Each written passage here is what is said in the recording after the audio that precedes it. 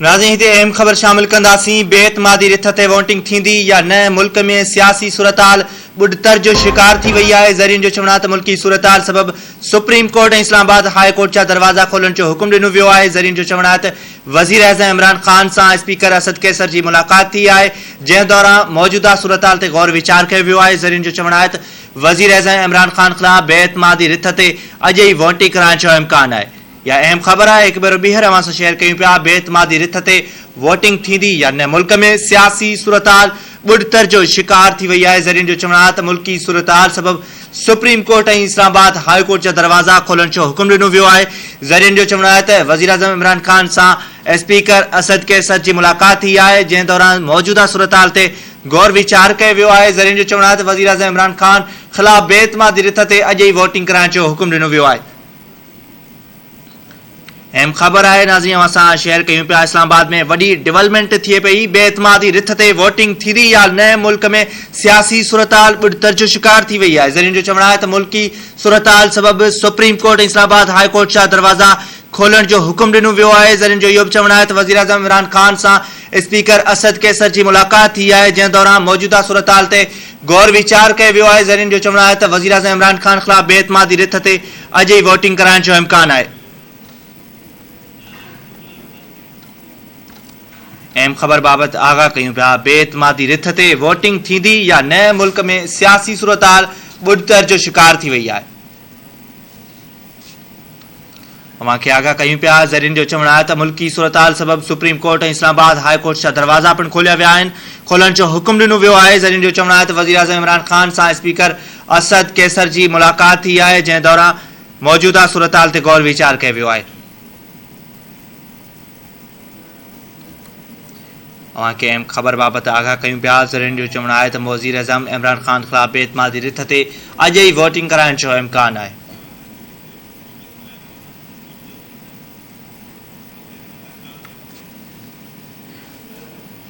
अहम ख़बर असां शेयर कयूं पिया। बेएतमादी रिथ ते वोटिंग थींदी या न, मुल्क में सियासी सूरताल बुढ़तर जो शिकार थी वही है। ज़रियन जो चवण आहे त मुल्की सूरताल सबब सुप्रीम कोर्ट ऐं इस्लामाबाद हाई कोर्ट जा दरवाज़ा खोलण जो हुकुम ॾिनो वियो आहे। अवां खे आगाह कयूं पिया। ज़रियन जो चवण आहे त वज़ीर आज़म इमरान खान सां स्पीकर असद कैसर जी मुलाक़ात थी आहे, जंहिं दौरान मौजूदा सूरताल ते गौर वीचार कयो वियो आहे। ज़रियन जो चवण आहे त वज़ीर आज़म इमरान खान ख़िलाफ़ बेएतमादी रिथ ते अॼु ई वोटिंग कराइण जो इम्कान आहे। अहम ख़बर असां शेयर कयूं पिया। बेएतमादी रिथ ते वोटिंग थींदी या न, मुल्क में सियासी सूरताल बुढ़तर जो शिकार थी वही है। इन हवाले से अपडेट मालूम कंदासीं। इस्लामाबाद में धरती न्यूज़ रिपोर्टर नज़ीर चारण असां सां टेलीफोन लाइन ते मौजूद है। नज़ीर, आगाह कजो, वफ़ाक़ी राजधानी में वही डेवलपमेंट थियण वारी है, इन हवाले से छा सूरताल है इन वक्त? जी बिल्कुल, जो हुकूमत तरफा कौमी असम्बली इजलास स्पीकर तरफा जो 9:30 वगे ताईं मुलतवी किया सो वो इन वक्त ताईं ॿीहर इजलास न थी शुरू थी चुको है।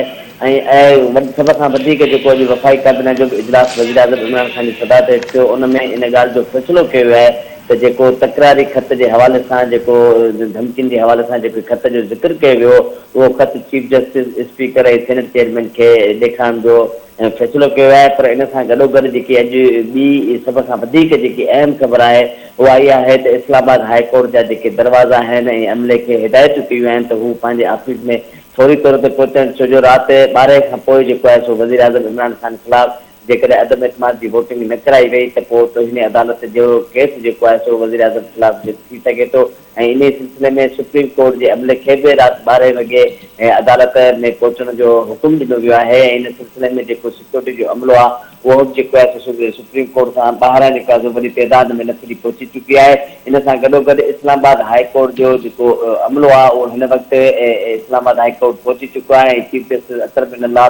कुछ देर में पहुंचने वाला है। उनमें इस्लामाबाद हाई कोर्ट में पीपल्स पार्टी तरफा यह पटिशन दाखिल की हुई ही तो वज़ीर आज़म इमरान खान साजिश तहत हथराती तौर पर रुकावट पैदा करे अदम एतमादी जी तहरीक अपोजिशन तरफा पेश की हुई है, उन वोटिंग कराने का किबाए रहा है। वज़ीर आज़म सिर्फ़ ज़िद अना ऐं होड़ ते जेको आहे सो क़ाइमु रहण जे करे अहिड़ी सूरत हाल पैदा थी रही आहे। जॾहिं त ज़रियुनि जो इहो चवणु आहे त जेके वफ़ाक़ी कैबिनेट जो इजलास तलब कयो वियो वज़ीर आज़म जी सदारत में, उन में कुझु वफ़ाक़ी वज़ीरनि वज़ीर आज़म खे हिदायत कई ऐं मशवरो ॾिनो ऐं तजवीज़ ॾिनी त जेकी अदम एतमाद जी तहरीक आहे उन ते तव्हां वोटिंग करायो ऐं जेकॾहिं वोटिंग न कराईंदो त पोइ जेको तौहीन अदालत जी कार्रवाई थी सघे थी। पर वज़ीर आज़म उन जे बावजूदि, वज़ीरनि जी तजवीज़ जे बावजूदि उन्हनि खे तस्लीम करण जे बदिरां पंहिंजे ज़िद ऐं अना परस्ती ते अञा ताईं क़ाइमु आहे, जंहिंजे करे जेकी इस्लामाबाद जी हींअर सूरत हाल आहे उहा इंतिहाई जेको आहे सो गंभीर थींदी थी वञे। हिकु तरफ़ जेके पार्लियामेंट में जेके अपोज़िशन जा जेके मेंबर आहिनि उहे पहुचण हिकु दफ़ो ॿीहर पहुचणु शुरू थी विया आहिनि ऐं अॻूणो सदर आसिफ अली ज़रदारी बि पार्लियामेंट जे अंदरि पहुची चुको आहे ऐं अॻूणे सदर आसिफ अली ज़रदारी जेको इजलास वक़्त फैसला सुबुह खां वठी 4 चकर जारी रहियो आहे ऐं मुलतवी थियो आहे ऐं जारी रहियो आहे ऐं हींअर ॿीहर जेको आहे 9:30 वॻे ताईं मुलतवी कयो वियो ऐं जेको आहे सो हुन खां पोइ 10:30 थियण वारा आहिनि, पर अञा ताईं क़ौमी असम्बली जो इजलास शुरू न थियो आहे। इन सिलसिले में जेके मेंबर आहिनि उन्हनि जो पहुचण पार्लियामेंट अंदरि पहुचण जो सिलसिलो जेको आहे उहो शुरू थी चुको आहे ऐं अॻूणो सदर आसिफ अली ज़रदारी बि पहुची चुको आहे। जॾहिं आसिफ अली ज़रदारी पार्लियामेंट हाउस पहुतो हींअर त उन मीडिया सां गैर रस्मी ॻाल्हि ॿोल्हि कंदे वाज़ह कयो सदर आसिफ अली ज़रदारी त इमरान ख़ान जेको आहे सिर्फ़ु ऐं सिर्फ़ु पंहिंजे ज़िद ते ऐं पंहिंजे होड़ जे करे हिन मुल्क खे ऐं जेको आहे सो नुक़सानु ॾेई रहियो आहे। ऐं इमरान ख़ान जेको आहे सो उहो शख़्स आहे जेको सां केर बि ॻाल्हाइण लाइ तयारु न आहे। पर बदकिस्मत सां इहो बि मां तव्हांखे ॿुधाईंदो वञा त जेको आहे सो वफ़ाक़ी कैबिनेट जे इजलास में इहो बि फ़ैसिलो कयो आहे जेको इलेक्शन कमीशन तरफ़ां सुप्रीम कोर्ट में वाज़ह तौर ते अदालत खे इहा इस्तदा कई वई हुई त इलेक्शन जेकॾहिं इलेक्शन कराइणी आहे त असांखे मजमूई तौर ते 10 महीना घुरिजनि, जंहिंखां पोइ जेको आहे सो अदम एतमाद जी तहरीक जस्टिस तरफ़ां इहो हुकुम ॾिनो वियो त 9 तारीख़ ते जेको आहे सो हर सूरत में अदालती हुकुम ते अमल कंदे वज़ीर आज़म ख़िलाफ़ जेकी अदम एतमाद जी तहरीक अपोज़िशन तरफ़ां पेश कई विया उन ते वोटिंग कराए वञे ऐं जेकॾहिं वज़ीर आज़म इमरान ख़ान खटे थो त उनखे वज़ीर आज़म रहण ॾिनो वञे ऐं जेकॾहिं अपोज़िशन जी में अक्सरियत वधी बि वञे त पोइ वज़ीर आज़म खे वज़ारत जे नज़ीर इहो ॿुधाइजो ज़रियनि खे मालूम थियो आहे त वज़ीर आज़म इमरान ख़ान पार्लियामेंट हाउस अचण जो फ़ैसिलो कयो आहे ऐं वज़ीर आज़म जे चेंबर जा दरवाज़ा पिणु खोलिया विया आहिनि। इन हवाले सां छा अपडेट्स आहे तव्हां वटि? बिल्कुलु जेको आहे सो वज़ीर आज़म तरफ़ां इहो जेको आहे सो फ़ैसिलो कयो आहे त हू पार्लियामेंट हाउस पहुचंदो ऐं इन सिलसिले में वज़ीर आज़म जी जेकी चेंबर आहे उहा ऑलरेडी सुबुह खां वठी जेको आहे सो हुनजे ॿाहिरां सिक्योरिटी एहलकार मुक़ररु थियल आहे, पर हींअर जेको आहे सो हुते नफ़री जेको आहे सो वधीक तलब कई वई आहे ऐं इन ॻाल्हि जो इम्कानु आहे ज़ाहिरी आहे जेकॾहिं वज़ीर आज़म तरफ़ां अॼु जेकॾहिं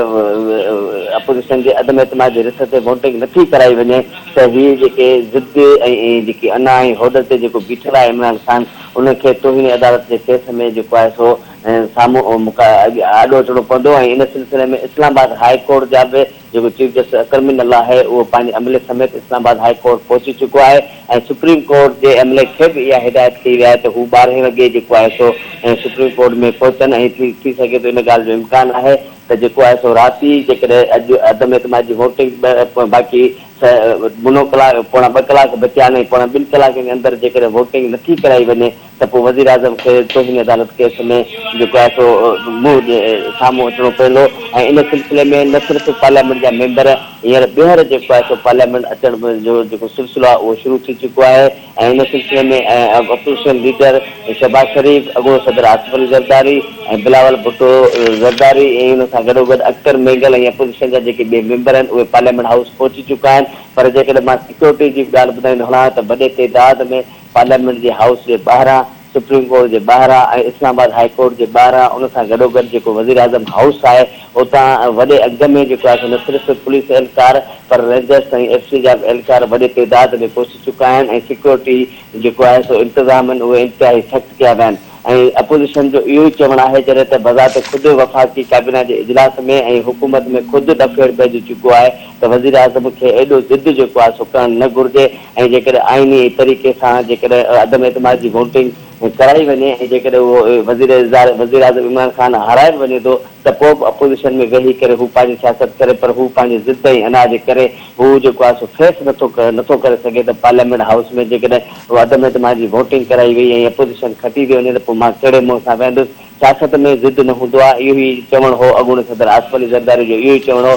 त हीउ उहो शख़्स आहे जेको मूंखे बंदूक जे नाले ते रखे वेठो आहे ऐं हिन सां केर बि जेको आहे हलण लाइ तयारु न आहे। हिकिड़ी जेकॾहिं इलेक्शन कमीशन रहियल हुई उनजे चेयरमैन जे ख़िलाफ़ बि इहो इमरान ख़ान तरफ़ां इहो ताज़ो या ब्रेकिंग ॾिसी नज़र आयो त सदारती रेफरेंस मोकिलण जो फ़ैसिलो कयो वियो आहे त इलेक्शन कमीशन जे चेयरमैन तरफ़ां जेको आहे जेके इलेक्शन जे हवाले सां अदालत में रिमार्क्स ॾिना, अदालत में जेको बयानु ॾिनो हो उन खां पोइ हुकूमत तरफ़ां इहो फ़ैसिलो कयो आहे त असां इलेक्शन कमीशन जे चेयरमैन ख़िलाफ़ सदारती रेफरेंस मोकिलियो वेंदो। सदर आसिफ अली ज़रदारी जो इहो चवणु हो त हू कंहिंखां बि नथो ठहे ऐं जेकॾहिं सियासत में मफ़ाहमत हूंदी आहे, मसलत हूंदी आहे ऐं सभिनी सां ठही हलणो हूंदो आहे, कॾहिं कंहिंजी ॿुधणी पवंदी आहे, कॾहिं कंहिंजी ॿुधणी पवंदी आहे, हिकु क़दम अॻिते वञिबो आहे त ॿ क़दम वरी कॾहिं पोइते वञिबो आहे, पर हीउ उहो शख़्स आहे जेको सिर्फ़ु पंहिंजी अनापरस्ती, पंहिंजी ज़िद ऐं होॾ जे करे हिन मुल्क खे तबाह करे रहिया, हिन क़ौम जी 22 करोड़ अवाम खे जेको आहे परेशान करे रहिया ऐं अहिड़े गुमराह वज़ीर आज़म खे हींअर वज़ारत जे उज़मा ते रहण जो को बि हक़ न आहे। अपोज़िशन जो इहो चवणु आहे त असां आइन ऐं कानून जी बालादस्तीअ लाइ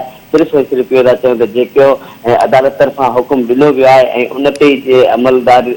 दरामद कराए कानून जी पासदारी कई वञे। जेकॾहिं न कई वई त पोइ वज़ीर आज़म इमरान ख़ान ख़िलाफ़ न सिर्फ़ु जेको आहे सो मुल्की सलामती ख़तरे में विझी रहियो आहे, पर उन ख़िलाफ़ तो हिन अदालत सां गॾोगॾु ॿिए केस बि जेके आहिनि सो खुली सघनि था। इन सिलसिले में जेको आहे सो क़ौमी असैम्बली इजलास जेको 9:30 वॻे तलब कयो वियो ऐं हिन वक़्त ताईं जेको आहे सो इजलास जेको आहे सो शुरू न थी चुकियो आहे ऐं शहबाज शरीफ़, आसिफ ज़रदारी, बिलावल भुट्टो ऐं ज़रदारी जेको आहे ऐवान में पहुची चुका आहिनि ऐं इन सां गॾोगॾु जेकॾहिं 12 वॻे ताईं इहा जेकॾहिं अदम एतमाद जी वोटिंग न कराई वई त पोइ सुप्रीम कोर्ट तरफ़ां बि नोटिस अची सघे थो ऐं इन सिलसिले में इस्लामाबाद हाई कोर्ट जे चीफ जस्टिस अतरमिन लाभ पंहिंजे अमले समेत इस्लामाबाद हाई कोर्ट पहुची चुका आहे, जिते पीपल्स पार्टी पहिरीं जेको आहे सो अदम एतमाद जी वोटिंग न कराइण ते अदालत में पटिशन दाख़िल कराए चुकी आहे। वज़ीर आज़म जे ज़रिए जो इहो चवणु आहे त वज़ीर आज़म कुझु ई देरि में पार्लियामेंट हाउस पहुचण वारो आहे, पर उन सिलसिले में जेकी वज़ीर आज़म जी चेंबर आहे उनजी जेकी सिक्योरिटी आहे उहा इंतहाई सख़्तु कई वई आहे ऐं वफ़ाक़ी काबीना जे इजलास में इन ॻाल्हि जो फ़ैसिलो कयो वियो त जेको जंहिं ख़त जो ज़िक्र कयो पियो वञे वज़ीर आज़म इमरान ख़ान तरफ़ां जेको मुल्क सलामती जे हवाले सां जेको चयो पियो वञे त हीउ ख़तरनाक ख़त लिखियो वियो आहे ऐं उन खां पोइ अदम एतमाद जी तहरीक आंदी वई आहे। जी नज़ीर, अवां लाइन ते रहिजो, अवां सां ॻाल्हि ॿोल जो सिलसिलो जारी रहंदो, अपडेट्स तव्हांखां मालूम कंदा रहंदासीं। हींअर ताज़ी ख़बर आहे, इस्लामाबाद हाई कोर्ट जा दरवाज़ा खुली विया आहिनि ऐं कुझु देरि में सुप्रीम कोर्ट जा दरवाज़ा खोलिया वेंदा। अहम ख़बर आहे अवां सां शेयर कई पिया नाज़रीन, इस्लामाबाद हाई कोर्ट जा दरवाज़ा पिणु खुली विया आहिनि। इन हवाले सां नज़ीर अवां वटि अपडेट्स हुजनि त आगाह कजो। जी बिल्कुलु, मां तव्हांखे इन दौरान जेको आहे पहिरीं ई ॾसी चुको हुउमि त इन सिलसिले में इस्लामाबाद हाई कोर्ट जा दरवाज़ा खुली विया आहिनि ऐं चीफ जस्टिस अतरमिन सॼे अमले खे हिदायतूं कयूं त हू फौरी तौर ते इस्लामाबाद हाई कोर्ट पहुचनि, छो जो पीपल्स पार्टी तरफ़ां इस्लामाबाद हाई कोर्ट में पटिशन दाख़िल थियल हुई त वज़ीर आज़म इमरान ख़ान रुकावटूं पैदा करे आइन जे अंदरि रुकावटूं पैदा करे कंहिं क़िस्म जी जेको आहे सो अदम एतमाद जी तहरीक ते वोटिंग नथो कराए। इन सिलसिले में इस्लामाबाद हाई कोर्ट जो अमले खे इहे हिदायतूं कयूं आहिनि त हू फौरी तौर ते इस्लामाबाद हाई कोर्ट पहुचनि ऐं ॿिए तरफ़ जेको आहे सुप्रीम कोर्ट जी तरफ़ां बि इहे हिदायतूं कयूं आहिनि त राति 12 वॻे ताईं जेकॾहिं अदम एतमाद जी वोटिंग नथी थिए त पोइ सुप्रीम कोर्ट जे हथ में बि जेको अमलो आहे उनखे फौरी तौर ते जेको आहे सो सुप्रीम कोर्ट पहुचण जूं चीफ जस्टिस तरफ़ां हिदायतूं जारी कयूं आहिनि ऐं ॿिए तरफ़ उन सां गॾोगॾु जेके आहिनि सो इहे जेके सिक्योरिटी जे हवाले सां त उहो वॾी तइदाद में न सिर्फ़ु सुप्रीम कोर्ट, पार्लियामेंट हाउस, वज़ीर आज़म हाउस ऐं इस्लामाबाद हाई कोर्ट 12 वॾे तइदाद में सिक्योरिटी जा एहलकार मुक़ररु कया विया आहिनि, जंहिंमें पुलिस, इस्लामाबाद पुलिस, रेंजर्स ऐं एफसी जा एहलकार वॾी तइदाद में हाई अलर्ट बीठल आहिनि ऐं उन सां गॾोगॾु जेकी वज़ीर आज़म हाउस आहे उन तरफ़ जेको आहे सो वॾी तइदाद में न सिर्फ़ु एहलकार पर जेके सिक्योरिटी जा इदारा आहिनि उहे बि जेके उन्हनि जा सरबराह आहिनि उहे बि पहुतल आहिनि ऐं जेकी अदम एतमाद जी वोटिंग जेकॾहिं 12 वॻे ताईं न कराई वई त पोइ इन ॻाल्हि जो इम्कान आहे त जेके इस्लामाबाद हाई कोर्ट में चीफ जस्टिस अतरमिन तरफ़ां जेके हिदायतूं जारी कयूं आहिनि त फौरी तौर ते अमलो पहुचे ऐं पोइ इन सिलसिले में जॾहिं अमलो पहुचंदो ऐं 12 वॻे ताईं वोटिंग न कराई वई त पोइ सुप्रीम कोर्ट ऐं इस्लामाबाद हाई कोर्ट तरफ़ां वज़ीर आज़म इमरान ख़ान ख़िलाफ़ अदम एतमाद जी तहरीक